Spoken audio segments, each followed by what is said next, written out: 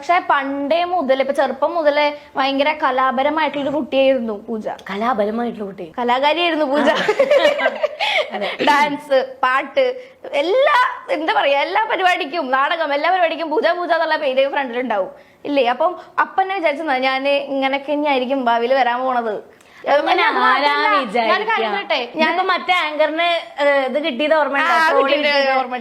വിചാരിച്ചോ ഇങ്ങനെ?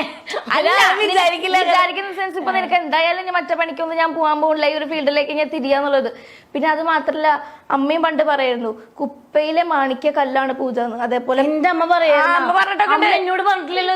ഇത് എന്നോട് പറഞ്ഞിട്ടുണ്ട്, നിനക്ക് ഭാവിയൊന്നും ഇല്ലെങ്കിലും പൂജ കുപ്പയിലെ മാണിക്യ കല്ലാണ്, അവള് ക്ഷോഭിക്കാൻ പോണേ ഉള്ളൂ എന്ന് പറഞ്ഞിട്ടുണ്ട്. അതിന് ഞാനിത് ചോദിച്ചില്ല നേരത്തെ. നീ ഇങ്ങനെ വഴിതെറ്റി ചോദിച്ചോണ്ട് പോണ്ട്. ഒരു ചോദ്യം വരെ ചോദിക്കാൻ പഠിക്കും. ഇതെന്താണിത്? സോറി.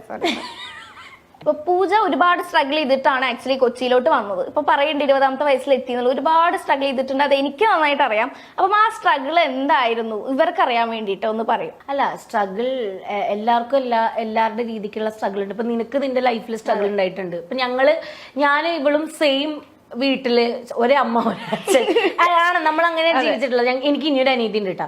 അപ്പൊ പക്ഷെ നമ്മുടെ ലൈഫ് ഭയങ്കര ഡിഫറെന്റ് ആയിരുന്നു. ഇപ്പൊ ഞാൻ ചെറുപ്പത്തില് എന്താ പറയാ, ഇതേപോലെ നാടകങ്ങൾ ചെയ്യുക, നാടകം സാഹിത്യ അക്കാദമി ഡ്രാമ ചെയ്തിട്ടുണ്ട്, ക്യാമ്പുകളിൽ നിൽക്കുക, പിന്നെ കുറെ ഈ കലാപരമായിട്ട് ഇപ്പൊ ഇതേപോലെ ഈ യൂത്ത് ഫെസ്റ്റിവല്, മറ്റ് കലോത്സവങ്ങൾ, ഇതിലൊക്കെ പങ്കെടുക്കുക, ആ ഒരു പരിപാടിയായിരുന്നു. പക്ഷെ എനിക്ക് അതുകൊണ്ട് തന്നെ എനിക്ക് ചെറുപ്പത്തില് എന്റേതായ ഒരു എന്താ പറയാ അഭിപ്രായങ്ങൾ ഉണ്ടായിരുന്നു. എനിക്ക് എന്റേതായ എന്താ പറയാ, എനിക്ക് ഇന്നതാണ് എന്റെ സ്റ്റാൻഡ് എന്ന് പറയലുണ്ടായിരുന്നു. കറക്റ്റ് നോ പറയേണ്ടടുത്ത് നോ പറയാ അറിയായിരുന്നു. നോ പറയേണ്ടടുത്ത് ഞാൻ നോ പറയും. അപ്പോ അത് ഇപ്പൊ എന്റെ അച്ഛനും അമ്മയും അത് പ്രതീക്ഷിച്ചിരുന്നില്ല ആ ടൈമിൽ. ഞാൻ ആരും ഇവിടെ കുറ്റം പറയല്ല കേട്ടോ.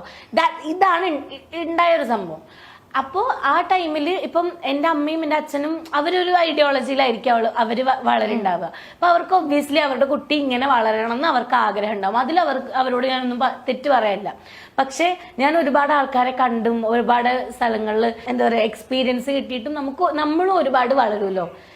അങ്ങനെ ഞാനും അച്ഛനും തമ്മിൽ ഭയങ്കര ഐഡിയോളജി പരമായിട്ട് ഭയങ്കര അപ്പോ ആ ഒരു ടൈമിൽ എന്നൊക്കെ പറഞ്ഞു കഴിഞ്ഞാൽ എൻ്റെ അച്ഛൻ ഭയങ്കര കൺസർവേറ്റീവ് ആയിട്ട് ചിന്തിക്കുന്ന ഒരാളാണ്. അത് അദ്ദേഹത്തിന്റെ ഇഷ്ടമാണ്, അദ്ദേഹത്തിന്റെ ലൈഫാണ്. പക്ഷെ അതിലോട്ട് എനിക്ക് ചിന്തിക്കാൻ അറിയാത്ത ഒരാളായിരുന്നു ഞാൻ.